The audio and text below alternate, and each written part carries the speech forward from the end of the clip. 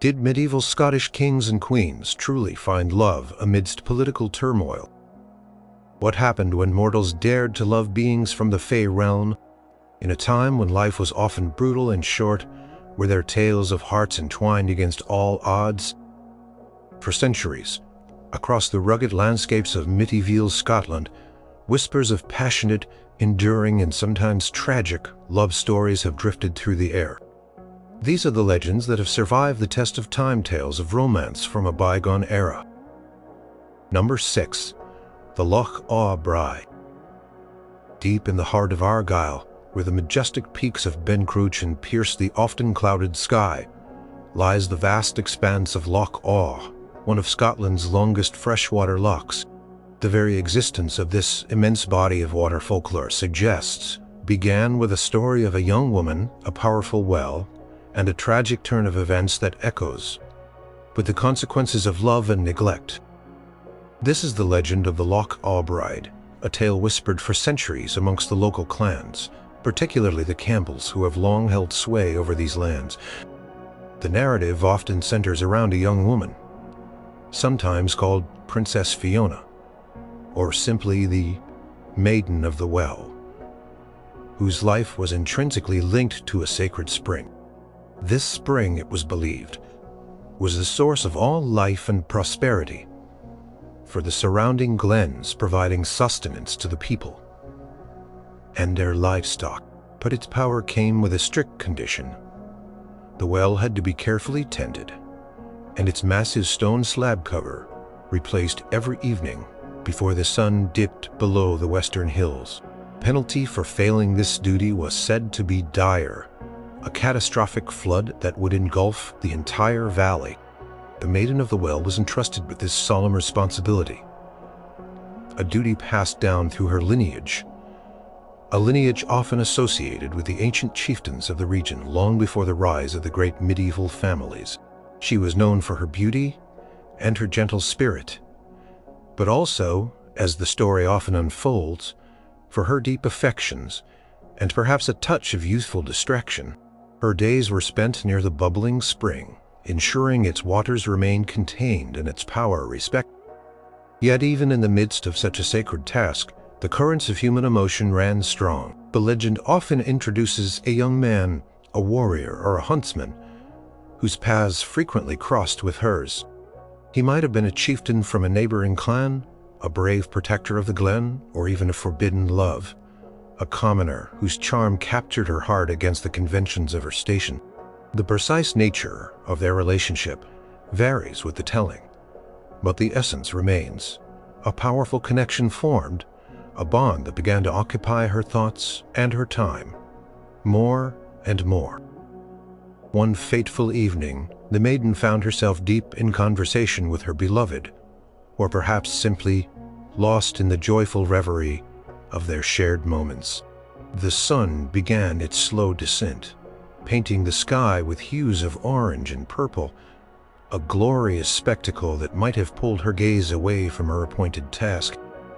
Or perhaps the telling goes, she simply forgot her mind, so filled with the newness of her affection and the laughter they shared, that the ancient warning slipped from her grasp. As twilight deepened into dusk, the critical moment arrived and passed unnoticed by the distracted maiden. The massive stone slab remained unseated, its weight meant to contain the potent waters of the well. The spring, now unchecked, began to swell. First, it was a gentle trickle, then a steady flow, the water seeking its natural course, unbound from its ancient restraint. The maiden, alerted by a change in sound, or perhaps by her faithful dog, who often appears in the legend as a desperate barking sentinel, suddenly remembered her duty. A chilling dread seized her. She rushed to the well, her heart pounding with a terrible realization. But it was too late. The small overflow had become a torrent, a relentless deluge that seemed to possess a will of its own. The water rose with astonishing speed, spilling over the well's lip, rushing down the slopes of Ben Cruachan and into the unsuspecting valley below. The land, once dry and fertile, began to transform, consumed by the unleashed power of the spring. The maiden's desperate cries for help echoed through the deepening gloom, but they were swallowed by the roar of the rushing water. Her lover, if he was with her, might have made a heroic but ultimately futile attempt to stem the tide struggling against the overwhelming force that cascaded from the mountainside. The legend describes a terrifying scene: homesteads submerged, fields swallowed, the very landscape reshaping itself before their eyes. The maiden, overwhelmed by sorrow and guilt, is said to have been swept away by the very water she was sworn to protect. Some versions of the tale speak of her transforming into a spirit of the loch forever bound to the vast body of water. Her negligence created. Others tell of her drowning, her cries becoming the mournful whispers carried on the wind across the new loch. The water continued to rise throughout the night and into the following days, filling the deep valleys and hollows until it formed the expansive and beautiful Loch Awe we know today. The story of the Loch Awe Bride, therefore, serves as a poignant reminder of the delicate balance between human life and the forces of nature, but also of the profound impact of human emotion, the love, or perhaps simply the distraction, that caused her to forget her sacred duty led to a monumental change in the landscape. Her sorrow and the subsequent flooding became intertwined in the local consciousness, turning a geological event into a deeply personal tragedy. The legend of the Loch Awe Bride often highlights the consequences of a momentary lapse elevated to a cosmic scale. It is a narrative that speaks to the power of a single individual's actions, especially when intertwined with the potent forces of the natural world and the equally potent forces of human connection. The deep, dark waters of Loch Awe, stretching for miles, are said to hold the secrets of that fateful night. A silent testament to a young woman's brief lapse, a moment of human feeling, and the enduring and sometimes tragic consequences of love's powerful call. The local people, particularly in the older generations, would sometimes speak of a mist that rose from the loch at dawn, resembling a bride's veil, or the sound of faint weeping carried on the wind, believed to be the Maiden of the Well. Still mourning her fateful decision, tale has been passed down orally, evolving with each generation, often serving as a cautionary tale about responsibility, but always imbued with the romantic, if tragic, undertone of a heart distracted by affection. The very name Loch Awe, in some local interpretations, carries with it a sense of the awe-inspiring and devastating power of the waters, and the story of the bride who unwittingly unleashed them. Number 5. The Fair Maid of Galloway and Archibald the Grim. In the turbulent late 14th century, a time of shifting allegiances and fierce power struggles in Scotland, arose a union that, though born of force and political necessity, blossomed into a formidable partnership, a testament to a different kind of enduring bond. This is the story of Margaret Douglas, often called the Fair Maid of Galloway, and Archibald Douglas, known as Archibald the Grim, the third Earl of Douglas. Their marriage was not a tale of star-crossed lovers or tender courtship, but rather a compelling narrative of power, resilience, and a bond forged in the crucible of their time, ultimately shaping the destiny of one of Scotland's most powerful noble houses.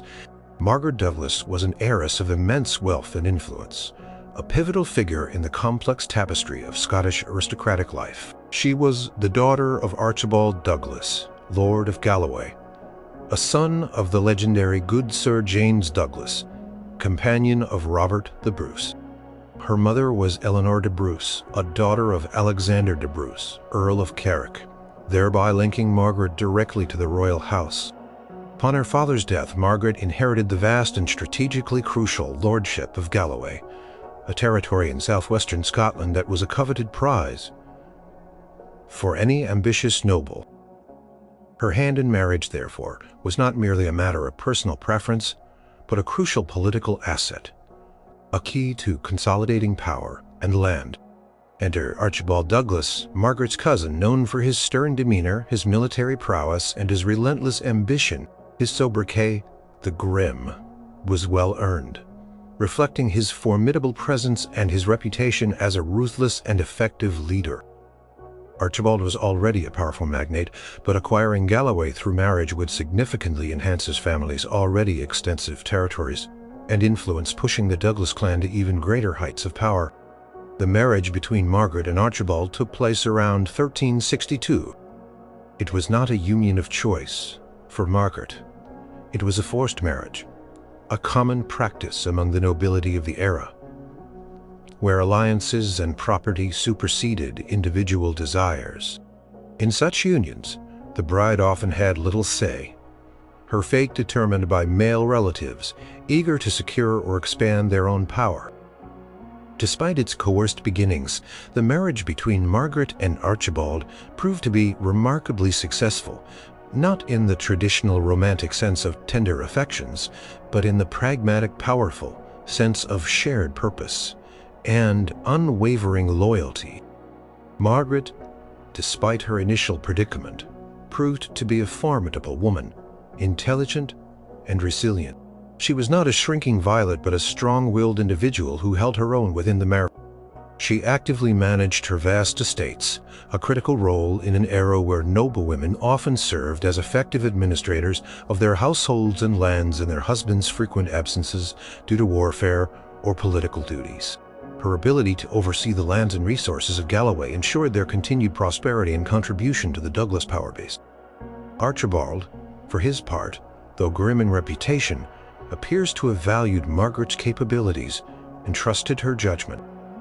While their relationship may not have begun with passionate declarations, it evolved into a powerful partnership. Margaret provided him with invaluable legitimacy for his control over Galloway, and she bore him several children, including Archibald, who would later become the 4th Earl of Douglas, inheriting the combined might of both their lineages.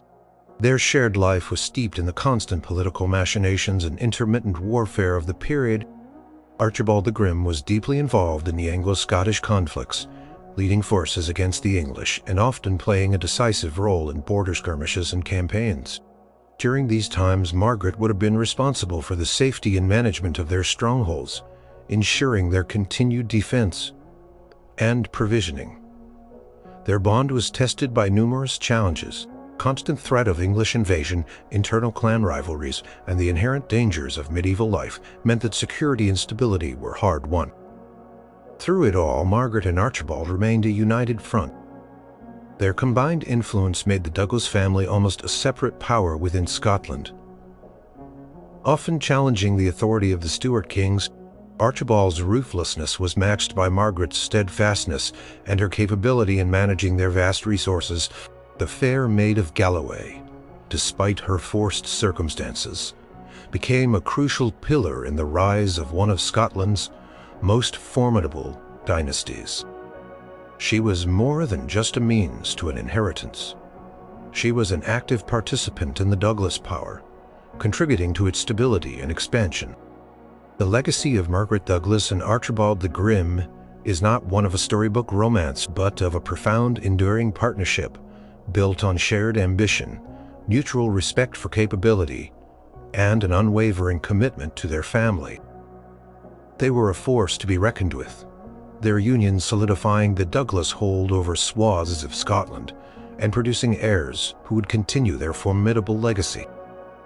Their story offers a glimpse into the complex reality of medieval aristocratic marriage, where love might not have been the initial spark, but where loyalty, shared purpose, and a deep partnership of immense power and endurance, one that resonates through the annals of Scottish history. The very solidity of their union, despite its origins, reflects a pragmatic and enduring commitment that was perhaps just as powerful, if not more so, than many a tale of passionate love.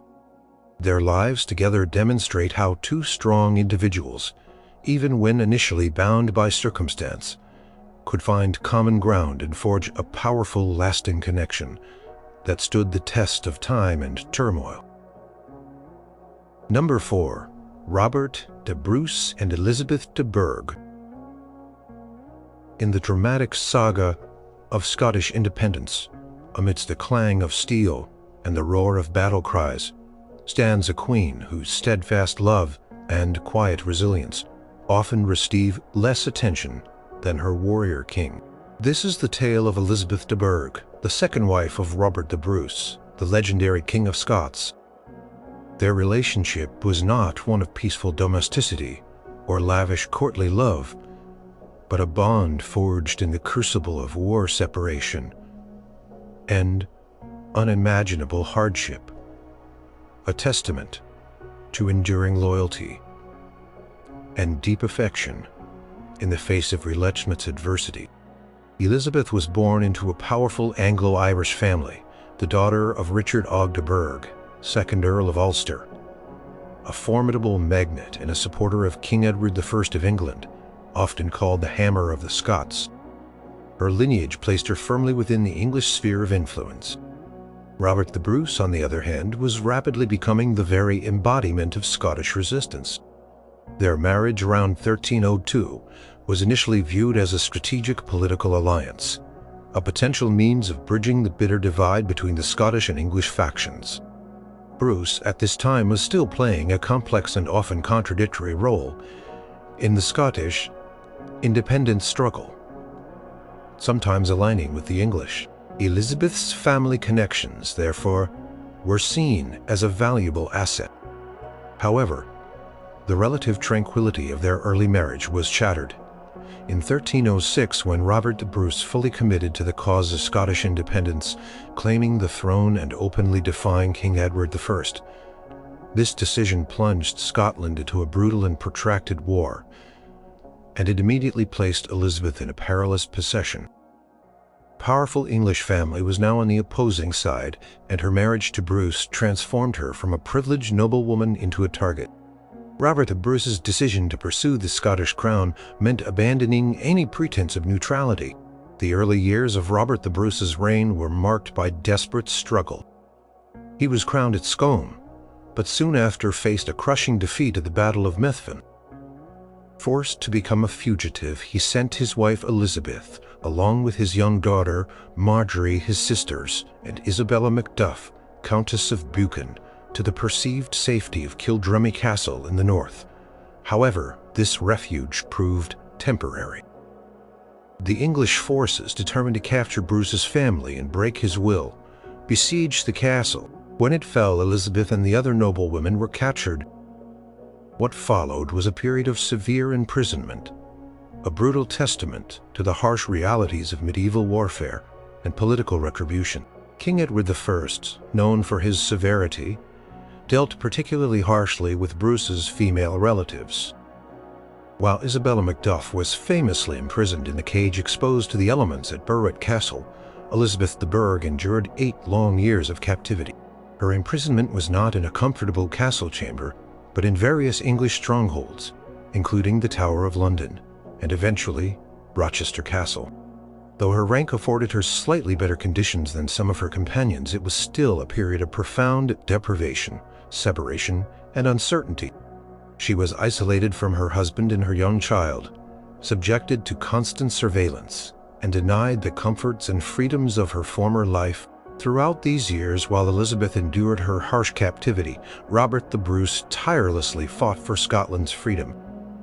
His victories, culminating in the decisive Battle of Bannockburn in 1314, finally provided the leverage needed for a prisoner exchange.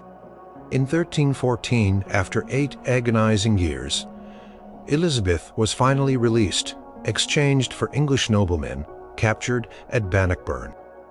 Her reunion with Robert the Bruce must have been a moment of profound emotion, a testament to their enduring connection.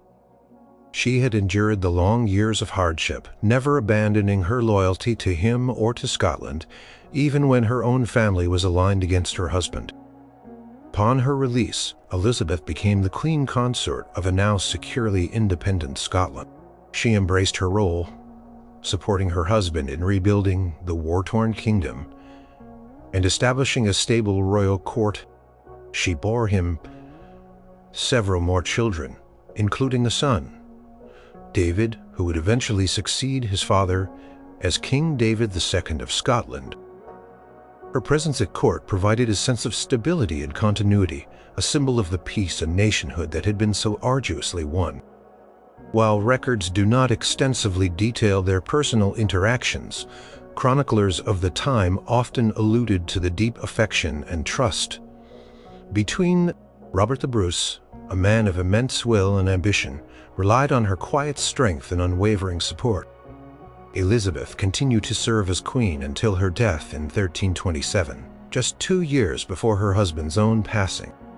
Her journey from an English noblewoman to the steadfast queen of an independent Scotland, enduring years of brutal imprisonment and unwavering in her commitment, speaks volumes about the depth of her bond with Robert the Bruce.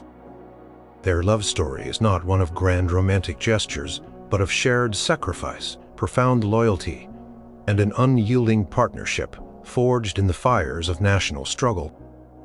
It is a powerful reminder that some of the most enduring romances are those that withstand the greatest trials, emerging stronger for having faced them together.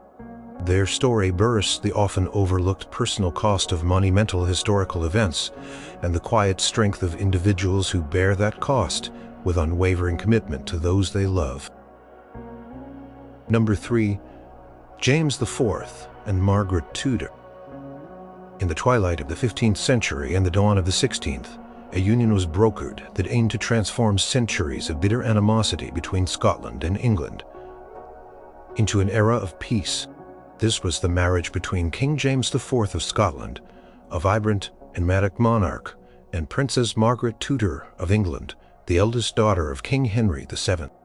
Known as the marriage of the thistle and the rose, this political alliance, though born of necessity, is often recounted as a romance that blossomed into genuine affection, a rare occurrence in the calculated world of royal marriages. James IV, ascending to the Scottish throne in 1488, quickly established himself as a dynamic and Renaissance-era king. He was intelligent, well-read, a patron of the arts and sciences, and a skilled diplomat and warrior. His court in Edinburgh became a hub of culture and innovation. Across the border, Henry VII, the shrewd founder of the Tudor dynasty, sought to secure his nascent rule by strategically royal houses. The prospect of peace with Scotland, a frequent northern antagonist, was particularly appealing. After years of negotiation and diplomatic maneuvering, the Treaty of Perpetual Peace was signed in 1502, sealing the alliance with the marriage of James IV and Margaret Tudor. Margaret, born in 1489, was only 13 years old when she journeyed north to Scotland in 1503 for her wedding. Her departure from England was a grand procession, meticulously documented by chroniclers of the time, highlighting its immense political significance. She traveled with a vast retinue, crossing the border with great pomp and ceremony.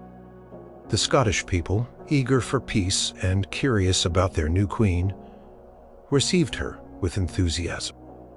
The journey itself became a spectacle, a bridge being built between two long-standing rival nations. The wedding, held at Holyrood Abbey in Edinburgh on August 8, 1503, was a magnificent affair, described in vivid detail by contemporary accounts. The celebrations lasted for days, filled with feasts, jousting tournaments, and elaborate entertainments. James IV, renowned for his chivalry and his love of spectacle, ensured that the event was a dazzling display of Scottish prosperity and royal grandeur. Margaret, though young, carried herself with dignity and grace, embodying her role as a symbol of unity. Despite the political nature of their union, historical records and personal letters suggest that a genuine warmth and affection developed between James and Margaret. James, nearly 30 years old at the time of their marriage, was known for his charm and his ability to engage with people from all walks of life. He was reportedly captivated by Margaret's intelligence and spirit. Margaret, though initially shy and perhaps overwhelmed by her new surroundings, grew to appreciate her husband's lively personality and his dedication to his kingdom. Chroniclers of the time, such as the English poet John Skelton, who wrote about the royal marriage, spoke of the king's attentiveness to his young queen. He reportedly spent much time in her company, playing cards and chess and engaging in conversation. Margaret herself, in letters to her father, conveyed a sense of growing contentment and respect for James. They shared a common interest in music and literature, and James introduced her to the Scottish court's vibrant intellectual life. The marriage, while never free from the weight of political expectations, allowed for the development of a personal connection. Over the next decade, Margaret immersed herself in Scottish court life and gave birth to several children, although many did not survive infancy. A common tragedy, AV era. The birth of Prince James, who would later become James V in 1512, cemented her position as the mother of the future King of Scotland and reinforced the Anglo-Scottish dynastic link. This period saw a relative peace between the two nations, largely attributed to the Thistle and the Rose alliance. Diplomats on both sides would often remark on the symbolic power of their union in fostering a rare era of goodwill. However, the fragile peace was ultimately shattered by the shifting sands of European power politics. Henry VIII, Margaret's younger brother, ascended the English throne and pursued a more aggressive foreign policy. Tensions between England and France, Scotland's traditional ally, escalated, pulling Scotland into the conflict.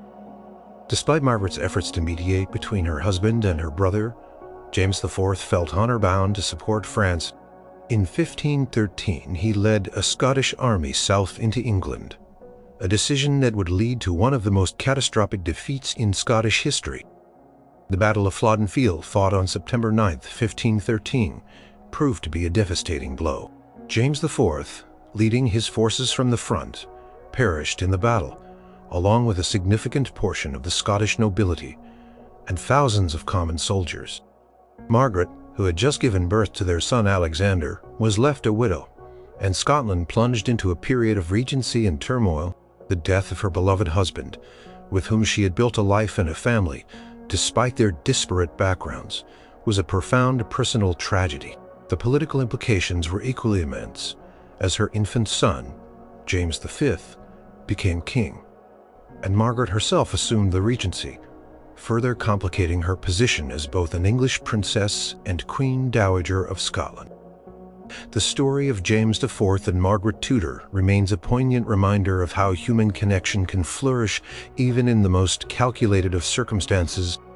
Their marriage, designed as a political instrument, evolved into a genuine relationship, suggesting that love and respect could indeed transcend national rivalries and dynastic ambitions. Their tale, tragically cut short, stands as a symbol of a brief period of hope for Anglo-Scottish peace, cemented by the personal bond of a king and queen who found affection where only alliance was sought. The Thistle and the Rose continues to represent a powerful narrative of royal romance, demonstrating that even amidst the grandeur and strictures of medieval royalty, a true human connection could be forged. Number 2. Lady Marjorie Bruce and Walter Stewart. The story of Lady Marjorie Bruce and Walter Stewart is not only a tale of enduring love and resilience, but also a foundational narrative for the royal house of Stuart, the dynasty that would rule Scotland for centuries.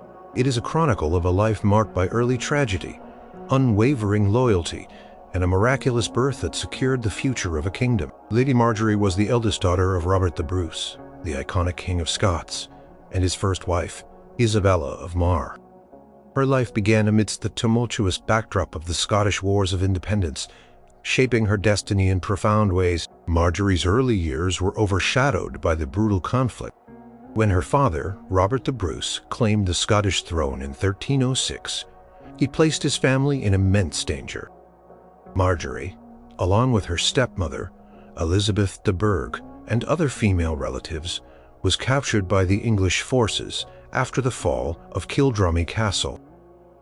She endured years of harsh imprisonment, separated from her father, a testament to the ruthlessness of King Edward I of England, who sought to break Bruce's spirit by punishing his family. Captivity was a period of severe deprivation and uncertainty, a stark contrast to the life typically afforded to a king's daughter. It was only after Robert the Bruce's decisive victory at the Battle of Bannockburn in 1314 that a prisoner exchange was finally negotiated, securing Marjorie's release after 8 long years. She was reunited with her father, now the undisputed king of an independent Scotland. The reunion must have been a moment of immense relief and joy, marking the end of a long and harrowing ordeal. Upon her return to Scotland, Marjorie, as the king's eldest surviving child, became a significant figure in the royal court, a symbol of the hard-won peace and the future of the Bruce dynasty. Her marriage to Walter Stewart, the sixth High Steward of Scotland, took place in 1315. This union was a crucial political alliance, uniting the royal House of Bruce with the powerful and influential Stewart family, whose hereditary office of High Steward was second only to the monarch in importance.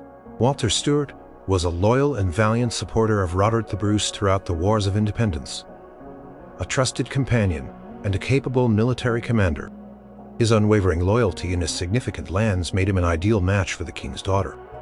Their marriage solidified the bonds between two of Scotland's most prominent families, ensuring a strong base of support for the newly established Bruce monarchy. While the marriage was undoubtedly arranged for political reasons, contemporary accounts and later chronicles suggest a genuine affection and respect between Marjorie and Walter. Walter, renowned for his chivalry and steadfast character, would have been deeply devoted to the king's daughter, especially given her personal history of suffering for the Scottish cause. Their union was seen as a source of great hope for the future of the kingdom, promising heirs who would continue the royal line. However, their shared happiness was tragically cut short. In March 1316, Lady Marjorie, then heavily pregnant, was riding near Paisley Abbey when her horse stumbled, throwing her to the ground. The fall resulted in a catastrophic accident. She was mortally wounded, but in a desperate effort to save the unborn child, a crude cesarean section was performed. This was an incredibly perilous procedure in medieval times, rarely successful for both mother and child, and often resulted in the death of one or both. In this instance, Lady Marjorie tragically perished from her injuries, but her son Robert miraculously survived. The birth of Robert, who would later become King Robert II of Scotland and the first monarch of the Stuart dynasty, was seen as a miracle, a poignant testament to the enduring will of the Bruce line. Walter Stewart was left a widower, mourning the loss of his beloved wife, but cherishing their infant son, the precious link to the Bruce legacy. The place where Marjorie fell, often associated with a specific cairn or monument near Paisley, became a site of remembrance, a symbol of her sacrifice and the incredible circumstances of her son's birth. The very name of the Stuart dynasty, derived from Walter's hereditary office, became synonymous with the continued lineage of Scottish kings. All thanks to the survival of this one infant, Walter Stewart remained a loyal servant of the crown and a devoted father to his son. His grief for Marjorie would have been immense, but his dedication to their child ensured the continuation of the royal line. Robert II eventually succeeded his uncle, David II, Marjorie's half-brother, to the Scottish throne in 1371, marking the beginning of the Stuart era. The story of Marjorie Bruce and Walter Stewart is thus etched into the very fabric of Scottish royal history. It is a narrative of unwavering love in the face of brutal circumstances, of a political alliance transformed by personal tragedy and miraculous survival. It highlights the often overlooked resilience of royal women in medieval times, whose lives, even when tragically cut short, could profoundly impact the course of history through their personal sacrifices. And their children. Their bond, forged in the crucible of war and deepened by personal loss, laid the foundation for Scotland's longest reigning royal house, a legacy born from love, tragedy, and the sheer will to endure. Number 1. Thomas the Rhymer and the Queen of Elfland. Nestled in the rolling hills of the Scottish borders, near the quaint village of Earlston, stands a legend that has captivated minds for centuries. A tale woven with threads of history, folklore, and profound supernatural romance. This is the story of Thomas Learmont, better known as Thomas the Rhymer, and his mysterious, enchanting encounter with the Queen of Elfland. Emerging from the 13th century, this legend bridges the mundane world with a magical painting, a picture of forbidden love and extraordinary gifts bestowed by a fey queen upon a mortal man. Thomas Learmont was a real historical figure, a laird and poet who lived in Erkeldune in the 13th century. Historical documents confirm his existence, but his renown quickly transcended the ordinary as he became celebrated as a prophet and seer. His prophetic abilities, the legends attest, did not come from ordinary human wisdom, but from a journey into the otherworldly realm of the Fae, guided by their queen. The heart of the legend revolves around a specific location, the Eildon Hills, 3 distinctive peaks that dominate the landscape near Melrose, often associated with ancient magic, and Super H and Nel Camp near Melrose of Vis, Caitiate with H, Maish. Beneath one of these hills, specifically under an ancient hawthorn tree, was said to be a gateway to the realm of Elfland. Traditional ballad Thomas the Rhymer recounts the pivotal encounter. One day, while resting beneath the Eildon tree, Thomas observed a lady of breathtaking beauty riding on a milk-white steed. Her attire was unlike anything seen in the mortal world, robes of green silk, bells jingling on her horse's mane, and 29 silver bells in her hair. She was a vision of otherworldliness, radiant and regal. Thomas, captivated by her ethereal presence, immediately recognized her as the Queen of Elfland, a powerful sovereign of the Fae realm. In many versions of the ballad, Thomas is so smitten by her beauty that he attempts to kiss her. Queen, however, warns him that such an act would bind him to her service. Despite the warning, or perhaps because of his overwhelming desire, Thomas kisses her. Consequence is immediate and profound. She takes him as her companion and guide to her magical kingdom. This journey is not a simple walk. It involves traversing a dark and winding path, a passage through deep waters and thorny briars, a journey through the very liminal spaces between the mortal and Fae worlds. The Queen explains that they must pass through a river of blood before reaching her country, a common motif in folklore symbolizing the crossing into a different existence. Upon arriving in Elfland, Thomas is ushered into a realm of wonder and enchantment, a place where time flows differently, where beauty is absolute, and where the air shimmers with magic. He is feasted in her magnificent hall, surrounded by an abundance of delights. He is offered an apple from the Queen's garden, often described as an apple of knowledge or prophecy, which, upon eating, opens his eyes to visions of the past, present, and future. This act signifies his transformation from a mere mortal into a seer. The Queen informs Thomas that he must serve her for 7 years, a common duration in Fae lore for mortal-Fae interactions, often signifying a period of enchantment or servitude. During these 7 years, Thomas lives in Elfland, learning its secrets, observing its ways, and immersing himself in the Fae world. He becomes privy to knowledge that is hidden from ordinary mortals, including glimpses into the future, enabling his later reputation as a prophet.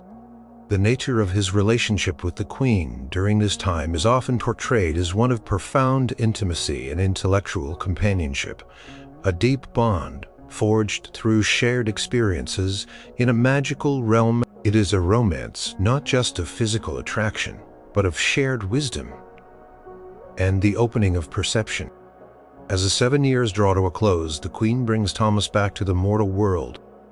She warns him that he must return to the Eildon tree alone, as she cannot be seen by mortal eyes. Before his departure, she bestows upon him the gift of prophecy, the tongue that can never lie. This gift makes him the true Thomas, his words always holding undeniable truth. She warns him against revealing all he knows, for the world is not ready for such truths, and instructs him on the signs that will signal his eventual return to her realm. The ballad often concludes with Thomas reappearing in Erkeldune, a changed man, now possessing the extraordinary gift of prophecy, and immediately putting it to use, foretelling events both great and small, from battles and successions to personal fortunes. The legend of Thomas the Rhymer, and the Queen of Elfland highlights a unique form of romantic encounter, one that transcends the physical and delves into the mystical. It is a romance of enchantment, where love leads to extraordinary transformation and the acquisition of supernatural wisdom. Thomas's bond with the Queen of Elfland gave him a unique perspective on the world, making him a figure of both awe and mystery. Generations of Scots have told and retold this tale, passing down his prophecies and celebrating the strange, captivating love that lay at the heart of his extraordinary life. The Eildon Hills continue to stand as a silent testament to the legend, forever entwined with the story of the mortal poet and his Fae Queen, a love story that defies the boundaries of reality and time. The tale has influenced countless poets and writers, cementing its place as one of Scotland's most enduring and captivating romantic legends, demonstrating that the deepest forms of love can be found in the most unexpected and enchanted places.